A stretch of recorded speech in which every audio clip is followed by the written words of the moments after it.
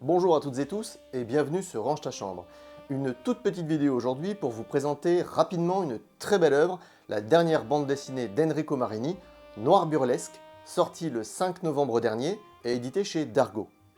Vous aimez l'univers des polars noirs américains des années 50 et où vous avez tout simplement envie de vous rincer l'œil sur de magnifiques dessins, et je ne parle pas que de ceux mettant en scène des pin-up ou des femmes fatales, alors ôtez votre trench coat et votre borsalino, installez-vous dans votre fauteuil Chesterfield, prenez un whisky ou une grenadine et plongez dans l'encre noire et froide où baignent les acteurs de cette nouvelle histoire d'Enrico Marini.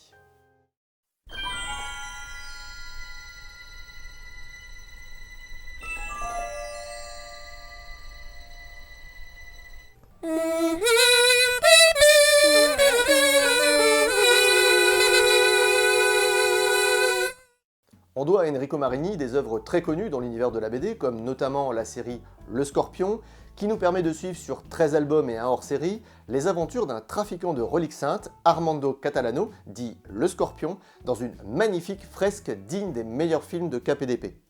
Ou encore Les Aigles de Rome, qui sur 5 tomes nous ramènent au cœur de l'Empire romain et du parcours de deux hommes, le romain Marcus et le barbare germain Hermann Hammer, devenus amis au terme d'une éducation et d'un entraînement en commun, mais dont les routes vont se séparer jusqu'à des retrouvailles dans le sang.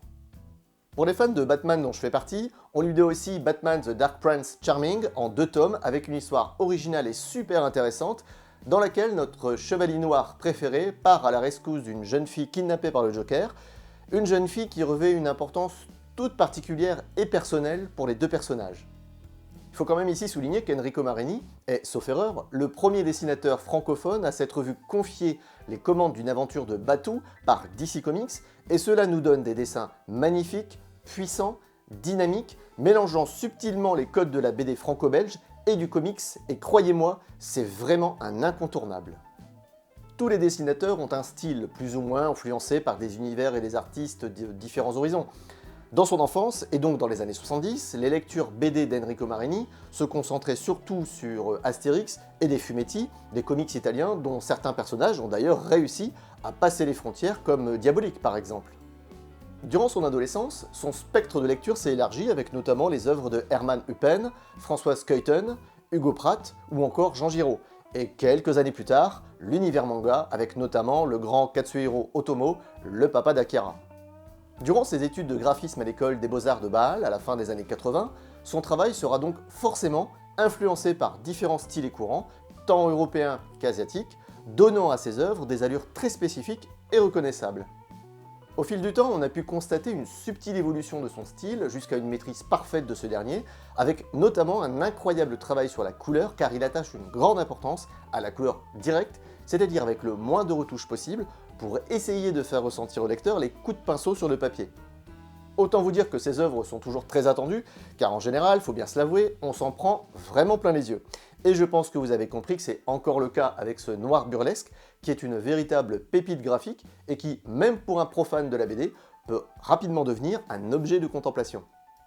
Nous suivons ici le personnage de Slick, un truand beau gosse dont le dernier braquage n'a pas été le succès escompté et qui, de ce fait, se retrouve en très mauvaise posture face au commanditaire Rex, un boss de la mafia irlandaise, et dont la fiancée et prochaine épouse, la belle Caprice, danseuse et effeuilleuse dans la boîte de nuit de ce dernier, fut quelques années plus tôt la maîtresse de notre anti-héros. Slick pensait que ce vol était son dernier coup pour Rex, mais ce dernier ne l'entend pas ainsi et compte bien obliger Slick à travailler une nouvelle fois pour lui.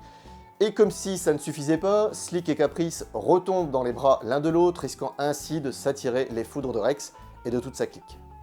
Alors clairement, le scénario inclut tous les poncifs des polars noirs américains des années 40 et 50, les gangsters, la pègre, les femmes fatales, l'ami d'enfance devenu flic, les hommes de main bêtes et méchants qui ne pensent qu'à refaire le portrait du héros, l'amour, l'amitié et la trahison, bref, tout y est. C'est à la fois classique, voire convenu, mais il y a une chose incontestable, c'est que l'ambiance est totalement respectée et très immersive.